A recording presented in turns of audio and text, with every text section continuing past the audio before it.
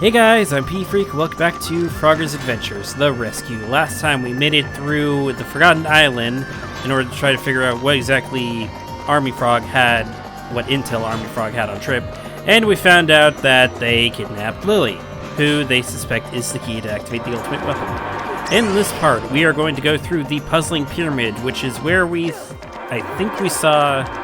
I'm assuming the ship we saw in the cutscene was Trip's ship, and they went over here because that was obviously not the first ship. We got tossed into the ocean. Also, for here, it's just two alternate pathways. Either you have these... What the hell would you even call these? Like, reverse bear traps and scorpions, or you have these weird-ass hand traps. Egyptian hand traps. I'm going to call them those now. And it's also very, very sandy. So, this area. It actually is quite one of my favorites. At least, I like a puzzle that we have later on, and I have some good memories about this area. Its music's not as great as the other areas, mostly because I'm not a big fan of... I don't want to say Arabic-sounding music because I don't want to be wrong. God damn it. The checkpoint was right there, and we're back to the start. Give me a second. Alright, back here. So much for getting the coin combo.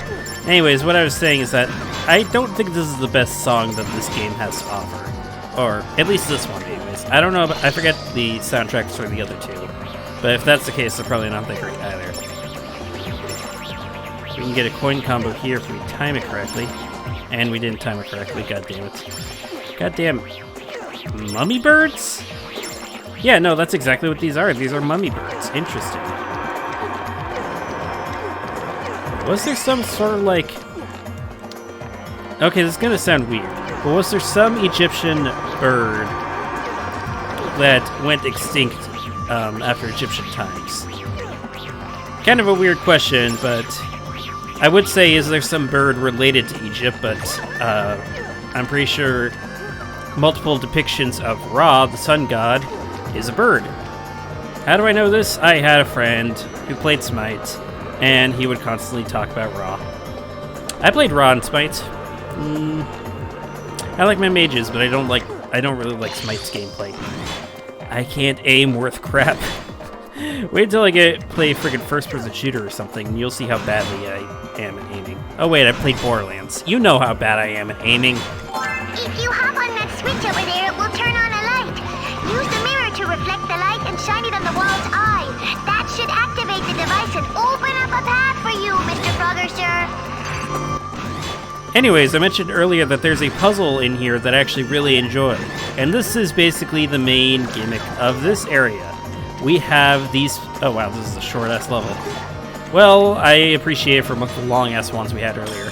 Basically, we have this light shining through, and we're trying to hit it into that eye over there. I enjoy these puzzles.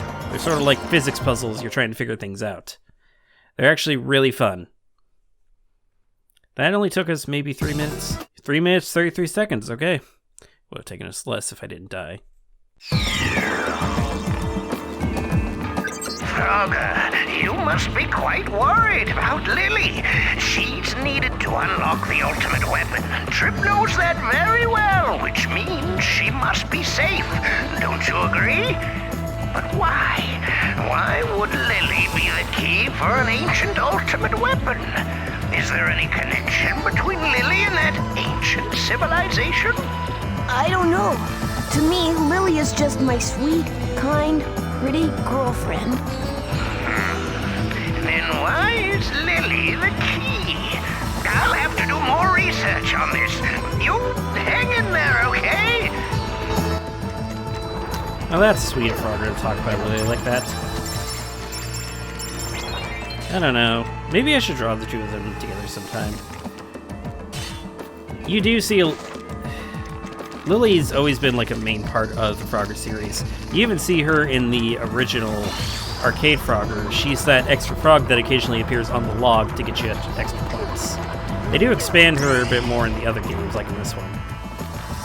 And there's a secret passageway over here. This is just coins and an extra life, I'm pretty sure. Not really required, but it's kind of hinting to just look around. That's just 6 points. Which resulted in extra life, so I wasn't entirely wrong. It's hard to miss. Or, no, it's easy to... I guess... I don't know. I'm getting off topic. Sarcophaguses. Walking sarcophagi. I don't know what the plural of it is. But yeah, these just spawn infinitely. They come out of there. They're kind of like those guys from Metro Mayhem. Alright. We can't push this thing. So that's where the light comes out of. And that's the eye. Okay, easy. And we ascend up the pyramid. Kind of reminds me of an old Courage the Cowardly Dog Flash game I used to play. You have to like ascend this pyramid thing in order to save Eustace and Muriel, but I don't really remember it all too well. And these things, they kind of remind me of the Game Boy Advance Frogger game. That was an 8-coin combo if you were fast enough, but I wasn't really paying attention. What was I talking about earlier? Oh yeah, basically Lily's been a staple of the Frogger games. She's been in Frogger 2.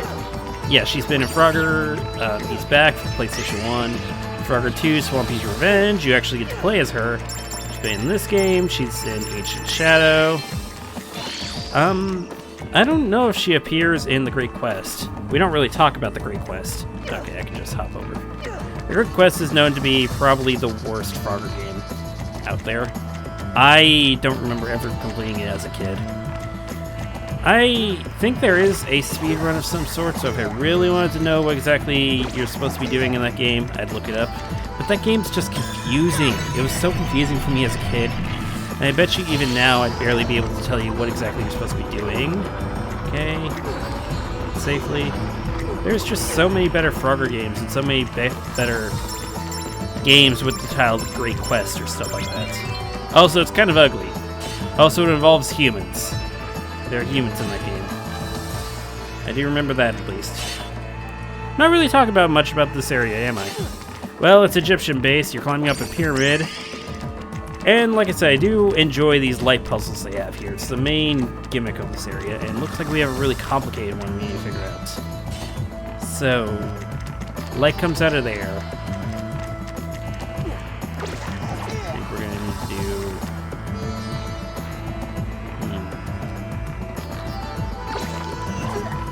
Push it all the way up here. Huh? Okay. So let's see. Shines it through there. Are we able to push this one to the side? No. Let's see. That would bring it down.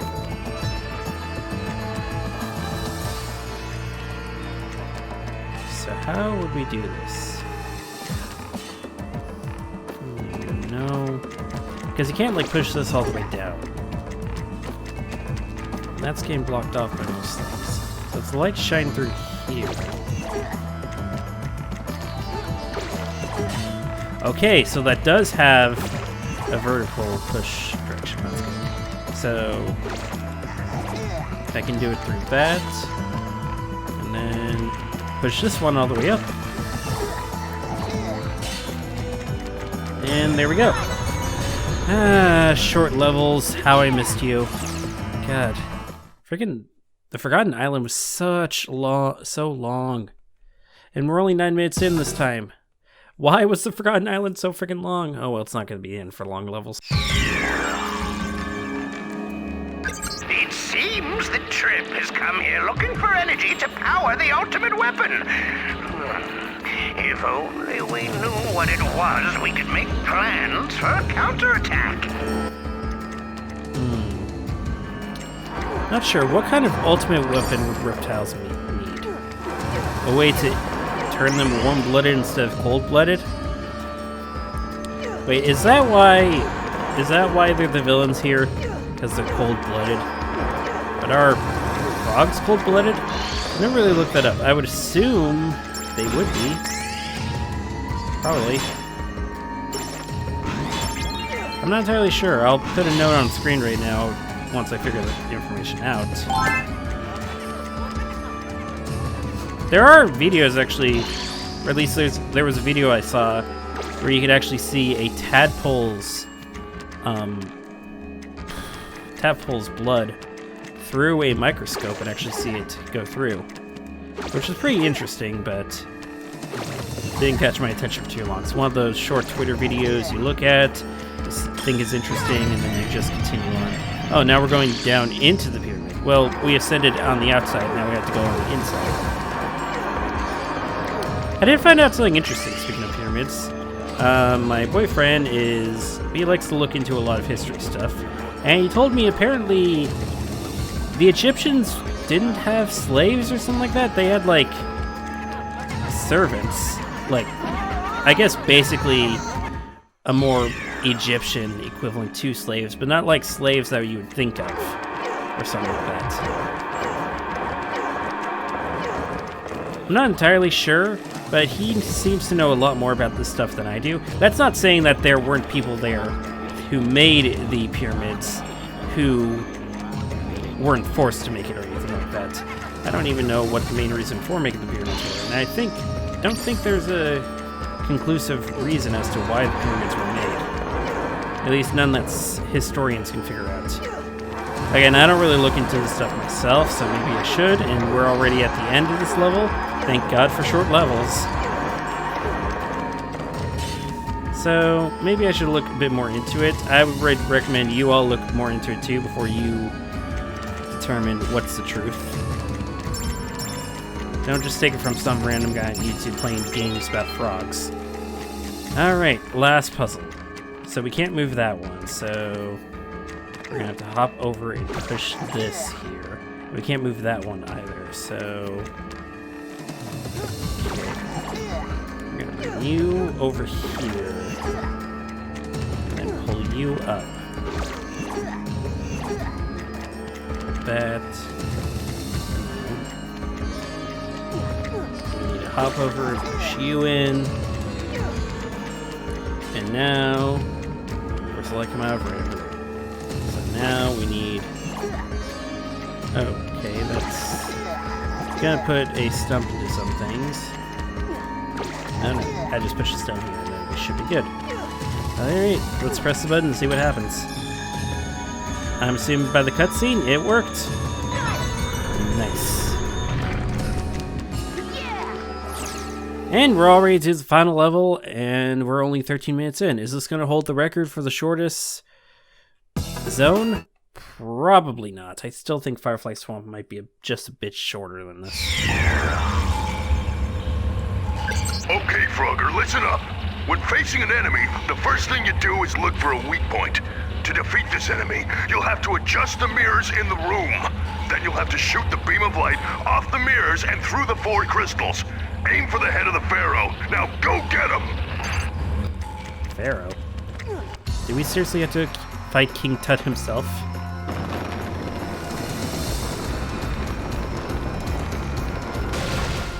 I'm sorry, there's no way in hell that thing... Okay, is this another robot or is this like an actual creature? I don't know. Anyways, what Army Frog was saying is that we have to try to hit all these crystals and then hit the head.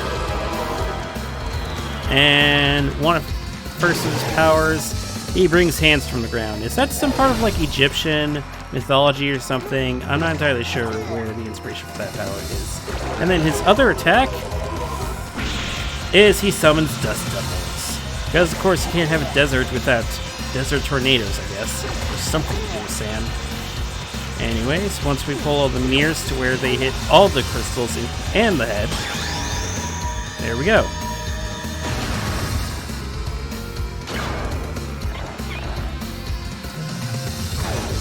Now you may be wondering, what exactly happens if we hit the light and, like, we don't hit all the... We try to hit him and we don't hit all the crystals? Well, if I can position these mirrors correctly, I'll show you. Those things do follow you around, but if you just hold still and wait, then they'll eventually disappear. Or, I mean, eventually they'll stop moving, that's what it is.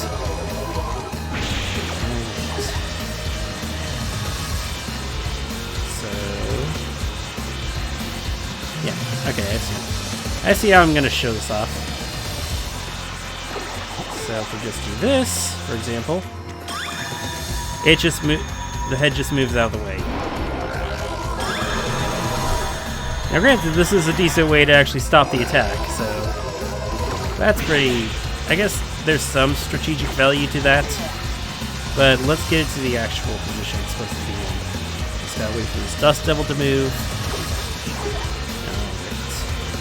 Alright. It always seems like almost every time there's a deserty area, there always has to be a thing related to Dust Devils. At least in the older games. And well, no, actually, like, Super Mario Brothers had one in that sand level in the 3rd game. Barbie Explorer, another niche game from my childhood, had it. Oh god, I'm just talking about a whole bunch of niche games from my childhood. Not all of them were good, though. I just played them because I didn't have much else to play. We had like Barbie games, we had Jumpstart games, lots of those. Jumpstart First Grade is one of my favorites. And then there's another Jumpstart game that revolved around math, and then one that revolved around time traveling. There were a lot in my childhood. I actually kind of want to play them again because nostalgia is the thing. You saw there that he was about to use his hand attack again. Once he gets that to half health, he will do that attack twice in a row. Thankfully, we stopped it, and you don't look like you're doing so well, buddy. You look like you're getting absolutely scorched. You need some time out of the sun. He didn't seem to like that. Whoops. So I think we just pulled this one back. And am I gonna get trapped between 2 Dust Devils? No, we're safe here. Okay. Good. Okay, push this one forward. Okay, I see. This attack to go through. Walk around. Gotta pull this back. Okay, he didn't do that twice that time. Weird. Actually, before we pull that too far back, we need to... Oh, shoot. Okay. This. And with this last pull, that should be perfect. Dust Devil, get the hell out of the way, please. Nice. Not the hardest boss, just requires a bit of brain power. Unlike the other, like the Dragon one, for example, where you just had to stand still with buttons and just wait. Alright, and it only took us about 18 minutes. I guess this was the shortest, probably the shortest zone. Not bad.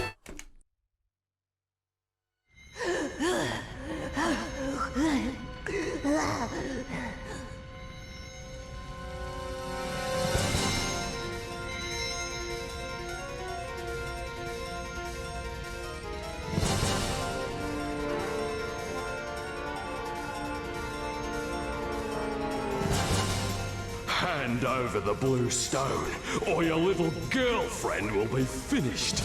After this is all over, I will return her safely to you. But if you refuse to hand over the stone, both of you will meet your doom here. Alright. Lumpy's gift is my treasure. It's not worth half as much as Lily's life.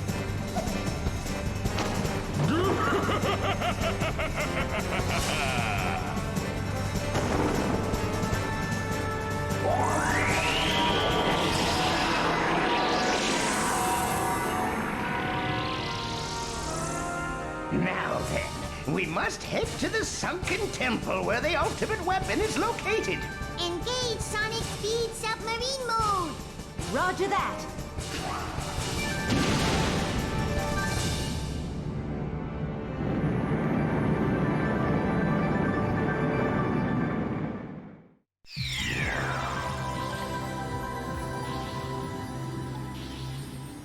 Frogger, can you hear me?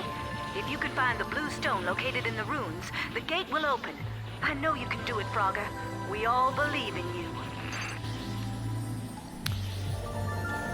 I don't know, that cutscene... First of all, what the hell is Dr. Wani doing there? Like, we saw his ship, but there's like no explanation. Is he just waiting for us to defeat all the bosses? Or was that actually one of his bosses? Or creations or whatever. I don't know. I wish they expanded again on the lore. I keep saying this, but I really do wish so we get a better explanation. But I guess that's gonna be it for this part. We saw Lily is somewhat safe, but we had to give up the blue stone in order to try to keep her safety, and we made it to the sunken temple in order to try to find the ultimate weapon. But that'll be it for this part.